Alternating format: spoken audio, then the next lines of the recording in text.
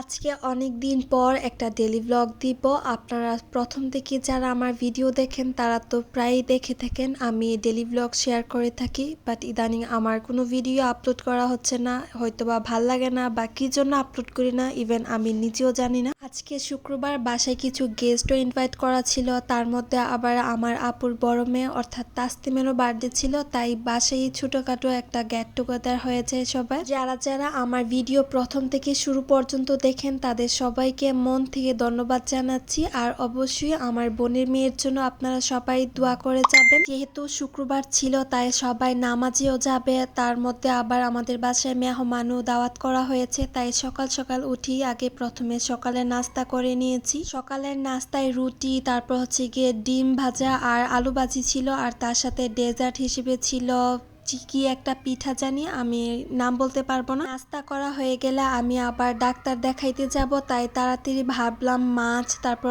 মাংস যে নামাই রাখছে ওইগুলো আমি একটু পরিষ্কার করে দিয়ে গেলে আমার আপুর একটু তাড়াতাড়ি হয়ে যাবে, একটু হেল্প হবে। আজকে যে গেস্ট দাওয়াত করা হয়েছে তারা কিন্তু বেশি মাছই পছন্দ করে, তাই আমাদের আয়োজনের মধ্যে কিন্তু আজকে বেশিরভাগই মাছ ছিল, আর তার সাথে মুরগিও রান্না করা হবে, গরুর মাংস। মুরগির মাংস আর গরুর মাংস একটু সবার আগেই বসে, কারণ এই দুইটা হইতে একটু লেট হয়। আর আজকে কিন্তু মুরগির মাংস একটু যে শক্ত থাকে না ওই মুরগিটা রান্না করতেছে। গরুর মাংস আর মুরগির মাংস রান্না করা শেষ, এখন একের পর এক যা মাছ ছিল সবকিছুই রান্না করবে। আর এদিকে কিন্তু পাবদা মাছ দু পেঁয়াজও করেছিল, মাছ কিন্তু রান্না করা শেষ, ধনে পাতা দিয়ে নামিয়ে নিচ্ছে। আমি কোনো তরকারির একদম এক্স্যাক্টলি ভিডিও নেই নাই, কিন্তু বাসায় কি কি রান্না হয়েছে আজকে সবকিছুরই একটু একটু করে ভিডিও নিচ্ছিলাম। আর এখন যে তরকারিটা দেখতেছিলেন এটা ছিল শোল মাছ, শোল মাছও কিন্তু দো পেঁয়াজও করেছে। প্রথমে ভাবছিল শোল মাছ দিয়ে সিমের বিচি দিয়ে রান্না করবে, কিন্তু সিমের বিচি কম থাকার কারণে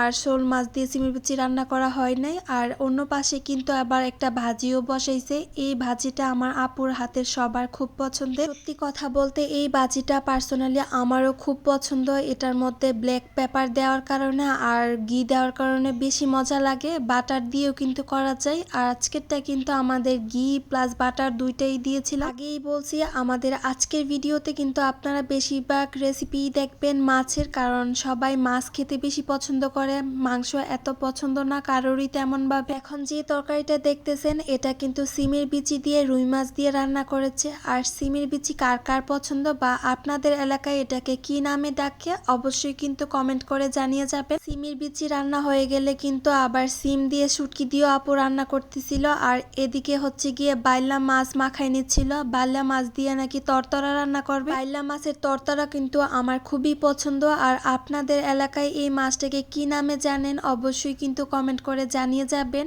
মাখানোর পর কিন্তু এখন অল্পভাবে একটু ভেজে নিবে। একটু আগে মাত্র দেখালাম যে মাছ মাখানো হচ্ছে, রান্না শুরু করব, এই তো দেখুন আবার কিন্তু রান্না করা শেষ, এখন ধনে পাতা দিয়ে নামিয়ে নিব। আমরা ভিডিও করার সময় যতটা তাড়াতাড়ি করে সবকিছু দেখাই, ইন রিয়েল কিন্তু এত তাড়াতাড়ি কিছুই হয় না। বাইলা মাছের তরতরা প্লাস শুটকি দিয়ে সিম রান্না করা কিন্তু শেষ, এখন হচ্ছে গিয়ে মাংসটা কষায় নিয়েছিল আগে, এখন শুধু নামিয়ে নিবে। মাংস রান্না করাও শেষ, সব রান্না কিন্তু শেষ, এখন খালি পোলাওটা রান্না করলেই হবে। কিন্তু পোলাও রান্না করতে গিয়ে দেখি গরম পানি করা হয় নাই, পরে হচ্ছে গিয়ে আবার চুলা অফ করে গরম পানি করছি, আর এখন হচ্ছে গিয়ে পোলাও রান্না হচ্ছে। পোলাওর মধ্যে গাজর আর ঘি বেশি দিলে আমার খুবই ভালো লাগে, ঘি দিলে হচ্ছে গিয়ে অনেক সুন্দর একটা স্মেল আসে, আর গাজর দিলে হচ্ছে গিয়ে একটা লুকসটা অন্যরকম লাগে। এই তো আমাদের পোলাও রান্না করা শেষ। আগে আম্মু পোলাও রান্না করতো নর্মাল পোলাও, এখন পোলাওর মধ্যে হচ্ছে গিয়ে জিরা পোলাও, তারপর হচ্ছে গিয়ে আবার আদা কুচি দিলে শুধু আদা পোলাও, কত কত যে পোলাও বের হইতেছে। যাই হোক আমাদের পোলাও রান্না শেষ, তো আজকে ভিডিও এখানেই শেষ করছি।